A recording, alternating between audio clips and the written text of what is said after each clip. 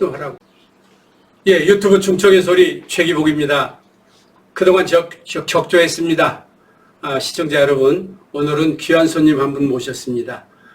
잘 아시는 것처럼 대전 지역에서 효의 메카 그리고 인성교육의 산파로서의 역할을 해오셨던 박상도 원장님, 교수님을 모시고 대한민국 인성교육의 현주소에 관하여 질의와 토론을 통해서 여러분과 함께 하는 시간을 갖고자 합니다. 자, 박상도 교수님. 반갑습니다. 네, 수고하셨습니다. 네, 안녕하세요. 네. 네, 지금 대한민국이 선거가 며칠, 이틀밖에 남지 않았습니다. 치열한 상황에서 사람들은 미쳐 돌아가고 있습니다. 그러나 그들이 간과하고 있는 부분이 있습니다. 지금 우리는 인성교육과 효교육에 있어서 어느 지점에 와 있는 것인지, 그리고 매일 일어나고 있는 폐륜과 폐역의 범죄를 어떻게 수습하고 그 대안은 무엇인지 상당히 심각합니다. 특히 16달밖에 되지 않은 정인이 죽음, 그리고 그 이후에 인명경시사상이 지금 저출산 고령화 시대에 답을 내지 못한 상태에서 좌고우면 어려운 현상에 입혀 있습니다. 이런 상황을 보시고 우선 편안하게 박상도 교수님께서 어떻게 이 난맥을 풀어나갈 것인지 좀 좋은 말씀 부탁드리겠습니다. 예, 감사합니다. 일단은 우리 인성과 효는 겉모양으로 나타나는 것이고 인성은 내심입니다. 마음인데 우리가 짧은 역사를 말씀드리면 현재 광복 74년에 우리가 성장이 참 나라라고 하는 데가 242개 나라 중에 우리가 작년 바로 2019년도에는 12등이라는 경제적으로 이렇게 수치가 나와 있습니다만 우리가 작년 한 해 세계적인 그런 참 일이지만 우리 대한민국의 현재는 금년 2020년도 말 통계는 아직 정확히 안 나왔습니다. 이렇게 242개 중에 10위라는 경제적으로는 상당히 앞서고 고생들 많이 한 건 너나 할 것 없이 틀림없습니다. 그런가 하면은 우리가 OECD 우리가 선진국의 37개 나라에서 효와 인성은 바로 멕시코 하나 제치고 36위라는 이런 뼈아픈 참 일이 아닌가 생각됩니다. 그래서 앞만 보고 경제적으로 뛰었지 우리 성인들이 같이 효와 인성의 하나의 삶의 기본인데 기본은 놓치고 새벽부터 부부 맞벌이로 저녁까지 뛰어서 경제적으로는 성공했습니다마는 바로 방금 우리 원장님 말씀하신 대로 경제적보다 효와 인성이 땅에 떨어졌기 때문에 폐륜화를 비롯한 사회 구석구석에 아주 담지 못할 일이 많이 일어나고 있는 게 사실입니다. 그래서 제가 요 말씀을 드리자면은 효와 인성을 우리가 2014년도에 우리가 12월 29일 날 여야 할 것 없이 전 국회의원들이 인성교육진흥법에 통과를 시켰고 효는 지나간 2007년도에 효행장려법이 됐습니다.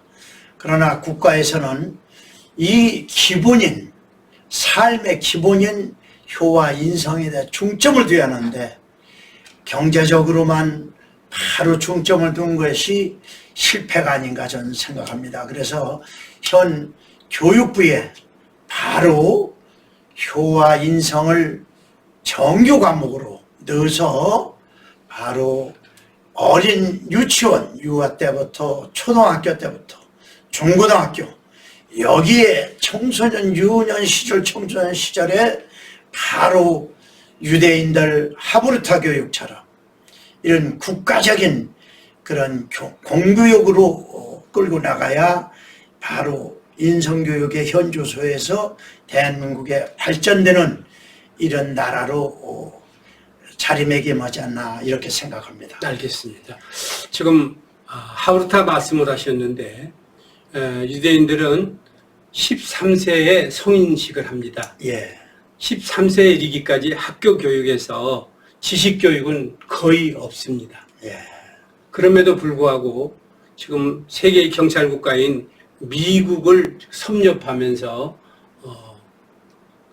그 유대인의 그 미래가 곧 세계의 미래를 이끌어가는 견인사로서의 역할을 지금 유감없이 해내고 있습니다.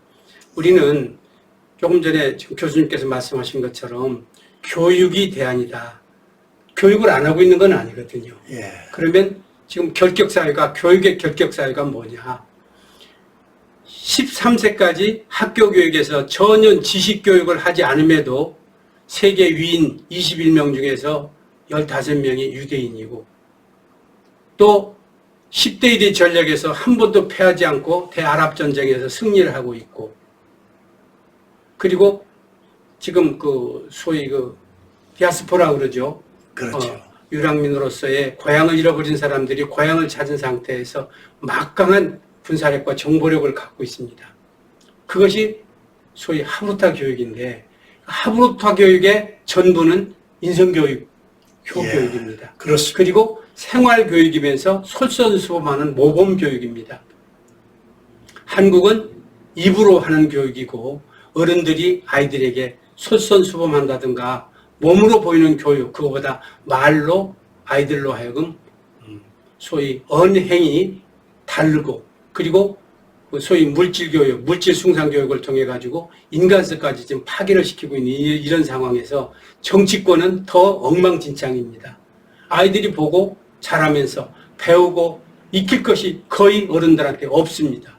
이런 상황에서 지금 나라는 나라대로 한 번도 보지 못한 나라를 만들어내고 있습니다.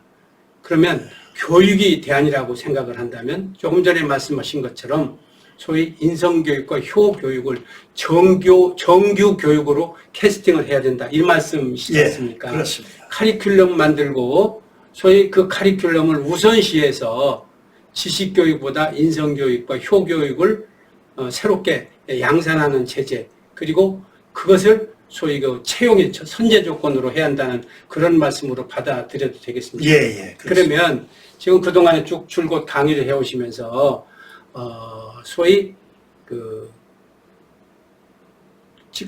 아이들, 예, 소위 성장하고 있는 아이들, 젊은 부부가 자기가 세상에 출산시킨 자기의 아이를 소위 뭡니까 목욕탕에 그 담아서 학대를 통해서 숨을 거두게 하는 행위, 소위 트렁크에 담아놓는 행위, 가방 속에 담아서 아무데나 버리는 행위, 이런 처참한 그 비인륜적인, 비폐역적인 행위를 이렇게 자행하고 있는 상황에서 이를 바로잡을 수 있는 방안은 또 혹시 생각하신 게 있으면 말씀을 부탁드리겠습니다. 일단 좋은 질문을 해주셨네요, 원장님.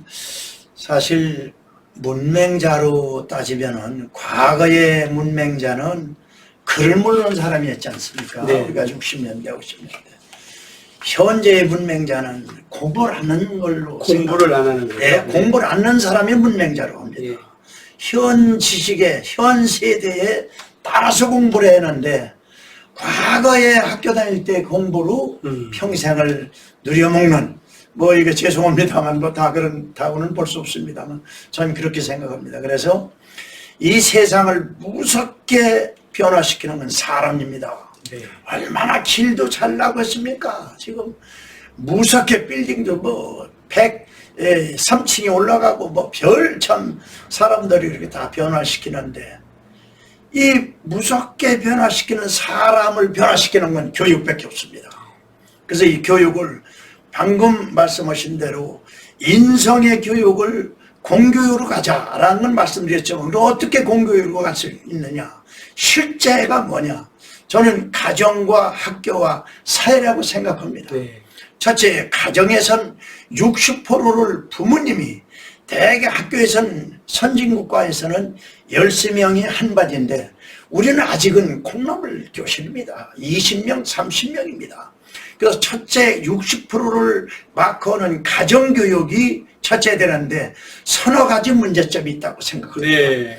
아까 사전에 말씀드린 대로 무언가 경제적으로 잘 살아야 한다는 거 허리띠를 넘고 74년을 왔기 때문에 선진국 대열에는 거의 개발도상국에 섰습니다만 가정에는 효와 인성은 땅에 떨어졌다고 말씀드린 것처럼 가정에서 첫째 소통이 대화 부족. 그래서 과거는 밥상머리가 있어서 할아버지가 찬을 종고 또 계란이고 생선이면 그 다음에 아버지가 뜨고 그 다음에 어머니가 뜨고 자식이 뜨는 걸 밥상머리에서 전부 무릎 꿇고 앉아서 대화를 하면서 거기에서 하나의 예절교육이 됐는데 지금은 뭐 그냥 할과적화로 되기 때문에 대가족이 아니기 때문에 엄마는 엄마대로 밥 먹고 새복이 나가고 아이들은 아이들대로 나가오니까 대화할 시간 없어요.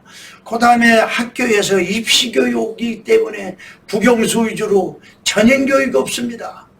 그러다 보니까 학교에서도 누구 배울 띠가 없고 13명이 방금 말씀드린 대로 한 선생님이 거둘 수 있는 거는 13명인데 보통 20명, 30명이 되기 때문에 콩나물 교실 때문에 할 수도 없고 또 학교에서 전인교육 같은 인성교육을 부재입니다. 마지막으로 사회에서도 사실 그저 이기주의가 팽배되고 고층 아파트 개인주택에서 아파트로 농촌에서 도시로 나오다 보니까 과거는 그래도 우리가 70년대 80년대는 반상회가 있었지 않습니까 원장님? 지금 소통될 반상회 없습니다. 아래 집에서 교통사고 나도 보니까 윗집 사람이고 이러한 소통 부재 이러다 보니까 사회에서도 남입니다. 이기적 할가족이 자기 자식만 챙기고 그러다 보고 특히 상업을 하는 분들도 모자를 꾹 눌렀으면은 걔들한테 젊은 애들이라도 술을 팔 수 있나 담배를 팔 수 있나 이것도 다 확인해야 하는데 그렇게 확인 잘 안 씁니다. 하시는 분도 있겠습니다만 그래서 가정과 학교와 사회가 삼일체돼서 공교육을 시키고 또 공교육과 더불어 각 기관단체, 자치단체장들은 기관단체가 약 한 7, 80개 있습니다. 이 단체장들이 단체부터 효인성을 가르치는 거를 네. 있어야 됩니다. 감사합니다. 예. 똑같은 생각입니다. 저 또한 지금 그리고 가장 절실한 것이 지금 소위 그 저출산 문제인데 출산 장려금을 줘서 소위 이제 출산을 장려한다 손 치더라도 젊은 부부가 자기가 이렇게 만들어낸 자기의 그 자식들 부분에 대해서 어떻게 할 바를 몰라요. 이 부분의 교육도 필요하다고 생각을 해요. 그러니까 예를 들어서 결혼을 준비한 부부가 인성교육, 효교육을 통해서 소위 남편으로서와 아내로서 부모로서의 도리나 기본적인 소양을 갖추게 되면 그들에게 소위 결혼 장려금을 주고 또 출산을 준비한 임신한 부부들에게 아이의 양육 문제나 또 부모 교육을 통해서 부모 노릇을 어떻게 해야 되는 것인지 부분도 우리 같은 교육기관을 통해서 교육을 받고 난 연후에 소위 장려금을 받을 수 있도록 그 제도적인 문제 같은 거라도 좀 생각을 하면 되는데 이 정치권이 그 표의 노예가 돼서 하고 싶은 대로 남발하고 또 무작위로 표만 된다면 소위 교육이라고 하는 그것을 일괄무시해서 회초리마저도 싹쓸이해서 기본적으로 아이들을 양육하는 부분에 대해서 부모의 권위나 선생님의 권위나 사회 선배의 권위조차도 무시하고 있는 무권위 시대를 우리가 살고 있지 않습니까? 그래서 저희들 충청권에서만이라도 선비 정신에 그리고 충신열사에, 그리고 효교육에 소위 그 새로운 그 가점을 주고 방점을 주어서 우리 박상도 교수님을 비롯해서 효교육의 선두주자들이 이 일을 맡아서 관계 요로의 진정도 하고 또 그들을 각성시키고 모든 공직자들한테도 인성교육과 효교육을 통해서 새로운 각오로 소위 LH 사건 같은 경우라든가 입으로만 좋은 일을 하고 뒷구멍으로 엉뚱한 짓을 하고 있는 정치권의 소위 고위 당정, 이 정치인들에게도 매를 들어야 된다고 생각을 합니다. 오늘 좋은 시간 이렇게 가졌습니다. 다시 한번 인성교육과 효교육의 중요성을 강조하는 충청의 소리, 그리고 때로 매를 들어서 잘못된 정치를 바로잡는 시사성 있는 어떤 그 방송, 이걸 통해서 다시 찾아뵐 것을 약속을 드리면서 즐거운 시간, 그리고 감사한 시간, 고마운 시간이 됐음을 한 말씀만 더 말씀하시죠. 예, 한 말씀만 더 좀 끝으로 드린다면은 가정의 날을 꼭 가정의 날. 그래서 마지막 네 번째 토요일은 가정의 날이다. 그래서 가족들이 좀 모아서 소통하고 대화할 수 있는 이런 우리 충청도에서라도 가정의 날을 하고, 두 번째는 아까 원장님 참 고귀한 말씀하셨는데 예비 부부, 예비 혼부부. 그래서 저희 대전에서는 유아진흥원이 있습니다. 네. 그래서 유치원 학생들이 와서 뭘 듣겠습니까? 그 어머니들 같이 옵니다. 맞아요. 유아들. 예. 그러니까 유치원이었고 어린이집이지 않습니까? 네, 어린이집. 그 어린이집은 행안부에서 오고 유치원은 교육부 산하 아닙니까? 그래서 이 초등학교 1학년, 2학년은 부형들까지 같이 와서 효인성을 듣고 어머니들이 배우셔야 합니다. 30, 40대. 자식을 농사는 누가 집니까? 어머니들입니다.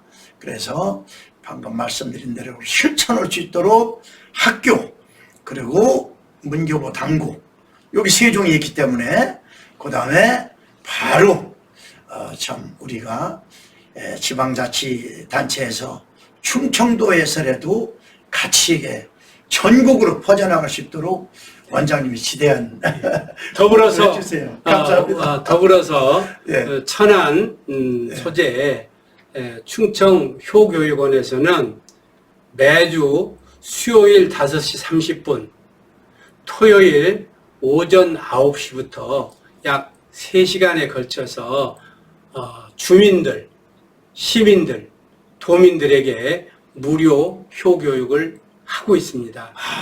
언제든지 오셔서 수강하시고 스스로가 깨어나시면서 효와 인성의 중요성에 대해서 새로운 각오로 각인되는 마음으로 여러분들의 그 삶을, 그리고 삶의 질을 바꿔나갈 수 있기를 바랍니다. 오늘 방송 마치겠습니다. 대단히 감사합니다. 감사합니다.